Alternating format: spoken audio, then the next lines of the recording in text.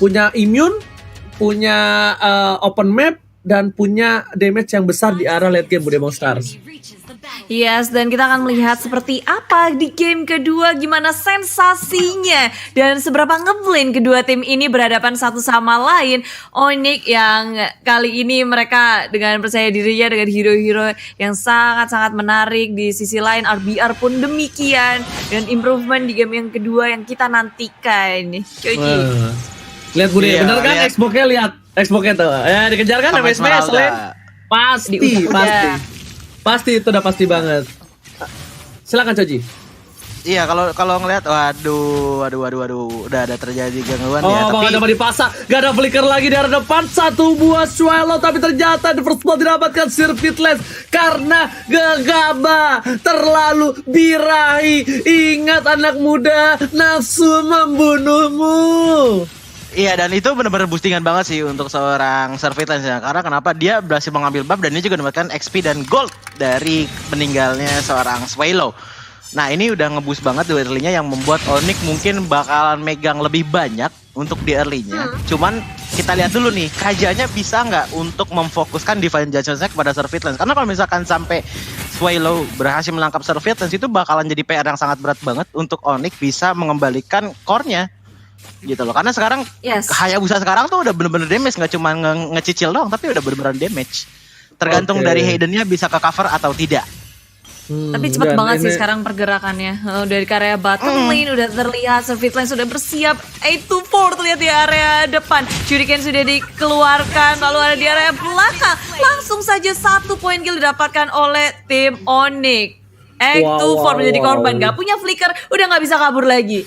Oke, tapi kali ini berbeda, berbanding banget improvisasi dari seorang Fans. Aku melihat Fans dari zamannya dia berada di MIC, turnamen antar kota di Power Ranger timnya terdahulu, sampai di posisi sekarang dia improvisasi dengan permainan di luar Marsman, dan bahkan dia menggunakan fighter yang cukup kuat. Tapi kali ini lihat ada Gemini di arah top lane Bude Monster menuju ke arah Jisa. Targeting sudah dilihat, dikeker begitu saja, dan bahkan dipencet sudah didapatkan. Udah gak ada informasi Tari Alex Toga find ball karena seorang Jisa menjadi pilihan. Gak bisa kemana-mana, gak boleh pulang, maunya digoyang dan langsung ada Dark di Kelsa South, bahkan ke arah jungle, arah yang salah. Gak apa-apa, gak ada yang lihat, dan tuar wow, ternyata kali ini harus ditumbangkan Gemini di arah jungle Bude Monster.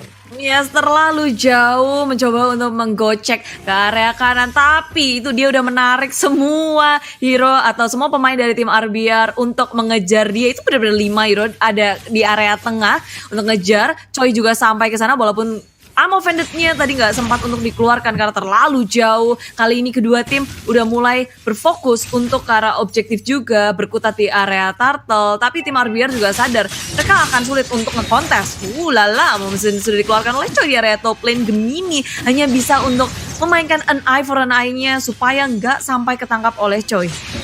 Yes, tapi Kalau ini posisi yang benar. Ini posisi yang benar. Kenapa? Karena Ruby di arah offlaner seperti aku udah bilang di game sebelumnya, ini dia itu bakal menjadi pelan-pelan sekali, dan nanti di late game Ruby ini yang bakal secara nggak langsung ngegendong tim RBR. Coji, silakan Coji. Iya, denger lah, tar dulu dong. Iya, masih bisa kabur. Dan Mountain Shocker dikeluarkan sempat untuk memberikan tambahan damage dan membuka semua posisi yang ada dari tim Onyx Prodigy, membuat tim RBR begitu percaya diri melihat banyak sekali member dari Onyx yang tidak siap untuk di area Turtle Lane. Choi mengejar ke arah belakang dan Turtle berhasil diamankan oleh tim RBR. Tapi di sisi lain Tama memberikan damage yang sangat besar di area samping. Surveillance sudah siap untuk melakukan backup, belum ada korban tapi Choi masih dikejar-kejar oleh Hayden. Ammo Vendor tepat sekali on point, tapi sayangnya ya ada follow up damage yang memadai untuk nge-shutdown seorang Hayden dan juga Gemini di area top lane. Oji. Yes, dan bahkan Hayden-nya sendiri pun untungnya masih ada flicker Bude Monster, masih bisa kabur dan gak ada defense adjustment. Unable untuk clear minion saja untuk fokus ke arah goldnya. Dan ingat, walaupun mereka kehilangan turtle, balik lagi gold turret di kedua belah sisi hampir sudah dihilangkan, tapi Hayden gak punya flicker, bakal coba ditumbangin begitu saja. I'm a Vendor dan juga Don't Run Wolf King, jangan kabur kemana-mana Raja, dan ditumbangkan di sana 1 poin untuk tim Red Bull Rebellion. Dan poin kill kali ini bahkan lebih slow tempo Bude Monster, lebih santuy berbanding terbalik dengan game sebelumnya. Nggak terlalu ngegeragas ya kayak game 1. Tapi pressure-nya ini masih besar banget sih. Mereka selalu gerak, mencoba untuk membalaskan satu sama lain. Dan malah kan sekarang RBR yang mereka kelihatan galak di game kedua kali ini. Mereka nggak cuma pasrah dari gerakan Onyx Prodigy, lalu di arah belakang Avenger juga sudah dikeluarkan. Choi mencoba untuk mundur terlebih dahulu. Begitu mengesalkan ini slam-slam yang dikeluarkan. Hayden dan juga Gemini A24 begitu di arah belakangnya. Hayden Kupa dan terstun. Hayden juga nggak bisa kemana-mana. Tershutdown kah? Tapi di sisi lain malah Surveillance yang menjadi korban. Surveillance tertangkap begitu saja tentunya kali ini dengan ada satu body adjustment dan tentunya satu buah falling monster menuju ke arah seorang Azul, tapi ternyata nggak berhasil.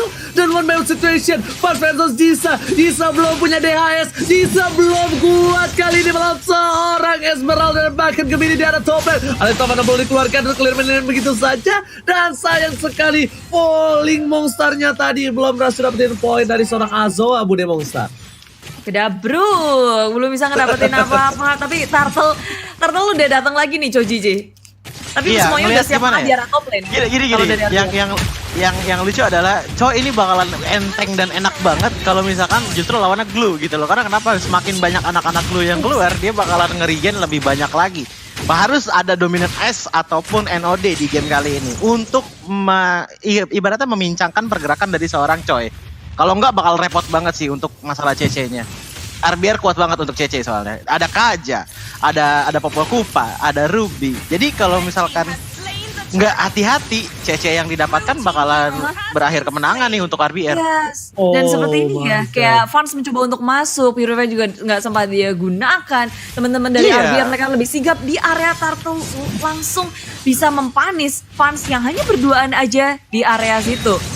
Yes. Dia lupa kayaknya fans kalau misalnya Kaja itu defense judgment adalah suppress, bukan crowd control. Karena damage-nya nggak bisa di-purify. Dan bahkan kali ini Choi masih bisa selamat balas di sana. Swallow-nya menuju mundur ke arah belakang. Dan Aiden sepertinya tertangkap. Gemini mencoba target di arah belakang. Kaja menjadi pilihan. Shalala sisa di tidak dua ruang. Wow, harus meninggalkan Hayden di depan sana. Aduh. RBR udah dapetin 6 poin kill kali ini. Kalau RBR bisa memantapkan diri seperti ini memberikan waktu yang tepat di pencet dikeluarkan lagi. Tapi Knife or Die masih menuju ke arah belakang. Gemini nggak berubah menjadi Virgo. Dan bahkan para pemain dari tim RBR menuju ke arah Fans yang mencoba mendapatkan satu buah turret di arah bottom lane Bude Bongstar. Yeps, terus-terusan mencoba untuk melakukan split ketika teman-temannya sedang menahan di area tengah, tapi pergerakannya terlalu cepat dari tim RBR, mengikuti terus-menerus damage yang cukup besar dari Jisa. Dan killing spree. Dan teman-teman dari Onyx agak sedikit terlambat, satu persatu akankah ditolong. Langsung saat itu meledak keluar, dapatkan Hayden pula. Onyx Prodigy, mereka seperti kalang kabut ketika melihat Fans di area bottom lane yang langsung di pick off oleh RBR, mencoba untuk membantu, tapi sayang posisi yang mereka lakukan malah menjadi malapetaka untuk mereka. Lagi dan lagi Fans Purify-nya tidak terpakai karena memang suppress damage yang diberikan. Azoa masih punya immortality. Tapi kita lihat dari Red Bull Rebellion, mereka mendominasi jalannya bahkan sampai 2 lane yang cukup penting. Karena 2 lane ini satu gold lane, yang satunya adalah lane Turtle XP. yang membuat satu buah movement mudah banget dari tim Red Bull untuk regroup. Sedangkan dari Onyx Prodigy harus melakukan clear wave dulu, baru mereka bisa teamfight atau regroup. Tapi karena belakang Purify masih ditahan. Pat, ingat Swallow kali ini tidak bisa di-purify dan defense judgment. Seperti yang udah gua bilang, gak bisa di-purify. 3 poin kill udah diamankan. Bahkan Jisa bakal dapetin satu buah free turtle tanpa ada kontes di arah top lane. Bebas banget, terlalu jauh dari seorang Surveillance Bude Bongstar. Masih melanjut di area tengah ketika mereka sudah mendapatkan satu objektif di area Turtle. Enggak mereka sia-siakan begitu saja. Pressure terus diberikan. Satu turret di area tengah pun menjadi korban. Jadi udah rontok pertahanan pertama dari tim Onyx Esports, sehingga membuat tim RBR tentunya kalau mereka mau masuk area jungle, mau melakukan pergerakan pastinya lebih luas lagi, lebih bebas lagi. Dan di sini Onyx juga harus mulai berpikir mereka satu persatu bisa dengan mudah untuk dicolong oleh tim RBR. Dan mereka masuk ke dengan mencoba tunggal split terus-terusan. Satu persatu di area top lane. Shadow Kill dikeluarkan. Ternyata Choi nggak sendirian. Ada 8-2-4 maju ke area depan. Alma Venet dikeluarkan. Don't Run Wolf King dan Surveillance nggak bisa lari kemanapun. Dan kalau- kembali begitu saja. Silakan Choji. Iya kalau gue lihat sih dari permainannya RBR sendiri udah benar-benar berubah total dari permainan pertama ya. Karena kenapa? Dia benar-benar team up banget, benar-benar compact banget dalam masalah kayak inisiasi, ayo gas. Dia nggak nge-split lagi, dia benar-benar terkoordinasi seperti simfoni lagu yang benar-benar indah permainan RBR di di game kedua kali ini. Lihat, ada banyak banget yang benar-benar nyatu dari Act24, dari Jisa, dari Choi. Mereka benar-benar team up terus. Kalau misalkan sisanya itu ada Xbox, bisa sendiri, bisa enggak. Kaja team fight juga gampang banget dengan adanya Ring of Order memberikan damage yang sangat besar. Surveillance juga bisa ditarik dengan defense basement tanpa adanya Purify yang perlu dikhawatirkan. Item Alright. Oke, lihat itemnya silakan Choji. Oke, kita lihat itemnya sendiri. Dari Hayabusa sudah menyiapkan War Axe, Endless Battle, dan sepertinya lagi ngarah ke Blade of Despair ya. Sementara dari Yesun Shin sendiri udah dengan ada Blade of Despair, Endless Battle, dan juga DHS-nya yang dimana damage per second-nya dari seorang Yesun Shin juga sudah berbahaya banget. Damage-nya sudah persenan HP dengan ada DHS ditambah lagi dengan true damage yang bakalan free banget. Sementara dari Hayabusa sendiri baru mengamankan War Axe dan juga Endless Battle yang berarti kekuatan dari Hayabusa untuk shadow kill-nya masih kurang banget nih. Masih butuh Blade of Despair yang dimana lagi dibikin sekarang. Oke, dia menunjukkan Blade of Despair, tapi menurut gua agak kurang worth banget ketika di posisi kayak gini dipaksakan ke arah BOD. Way better dengan adanya di match yang besar ini mungkin ke arah satu buah Pele Victor ya, kalau menurut gua lebih murah dibandingkan dari seorang BOD. Tapi kita melihat juga posisi dari tim Onyx Prodigy di posisi yang ketiga, lane berbeda. Di posisi ini mereka nggak bagus banget Bude Monster di menit 11. Dan Jisa udah punya item yang capable dan bahkan Fans udah bisa ditumbangin sama Jisa. Karena dia udah level 15 dan Fans pun masih level 12. Satu buah hujan api. Para bapak dia hujan api sudah dikeluarkan untuk membuka vision dari tim Onyx Prodigy. Membuat Red Bull Rebellion melihat tandanya tidak ada ganking terhadap para pemain dari tim Jisa.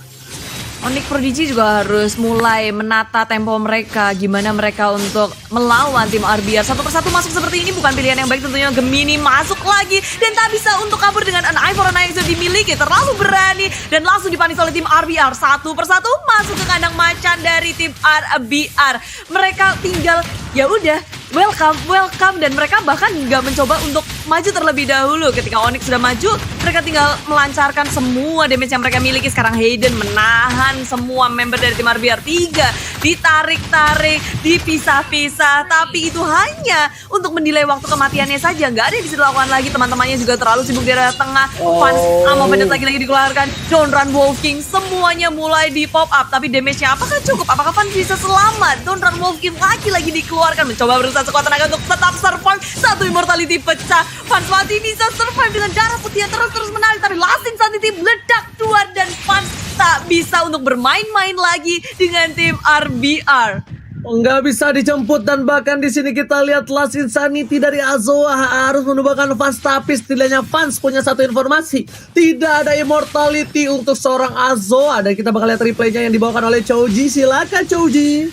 Iya, ngelihat replaynya sekali ini sih sebenarnya udah combo yang bagus banget ya antara Lunox Brand of Holder dan juga split dari seorang Glue. Cuman sayang banget gitu kan, bukan sayang banget sih, tapi lebih kayak pinter banget untuk seorang Aiden sendiri buying time untuk Esmeralda dan juga Surfeit Lens untuk meng-clear minion yang ada di top dan juga bottom lane milik Onyx Prodigy.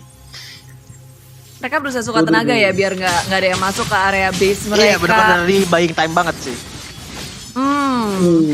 Oke. Tapi kali ini melihat posisi dari Red Bull Rebellion, mereka sedang owning.